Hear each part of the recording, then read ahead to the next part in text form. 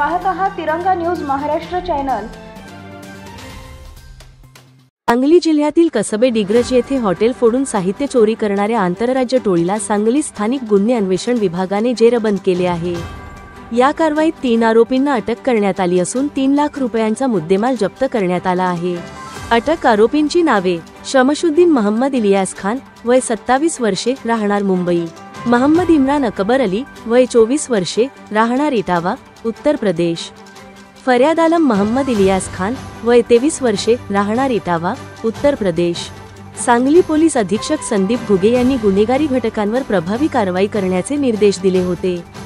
स्थानिक गुन्हे अन्वेषण विभागाचे पोलीस निरीक्षक सतीश शिंदे यांच्या मार्गदर्शनाखाली सहाय्यक पोलीस निरीक्षक पंकज पवार व त्यांच्या पथकाने या गुन्ह्यांचा शोध लावला।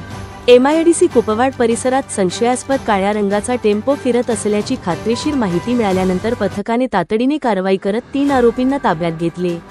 चौकशीतून आरोपींनी कसबे डिग्रज हॉटेल फोडीचे 2 गुन्हे केल्याची कबुली दिली। जप्त मुद्देमाल: रोख रक्कम, साहित्य व भांडी, कारवाईत सहभाग, पोलीस अधीक्षक संदीप 3 लाख रुपये, अपर पोलीस अधीक्षक रितू खोखर, पोलीस निरीक्षक सतीश शिंदे, सहाय्यक पोलीस निरीक्षक पंकज पवार, पथक सदस्य दर्याप्पा बंडगर, अनिल कोळेकर, विक्रम खोत, मेघराज रुपनर, अभिजित पाटील, कॅप्टन गुंडवाडे, विजय पाटणकर इत्यादी। या कारवाईमुळे सांगली जिल्ह्यातील घरफोडी व साहित्य चोरीच्या गुन्ह्यांना आळा बसला असून स्थानिक नागरिकांमध्ये सुरक्षिततेची भावना निर्माण झाली आहे।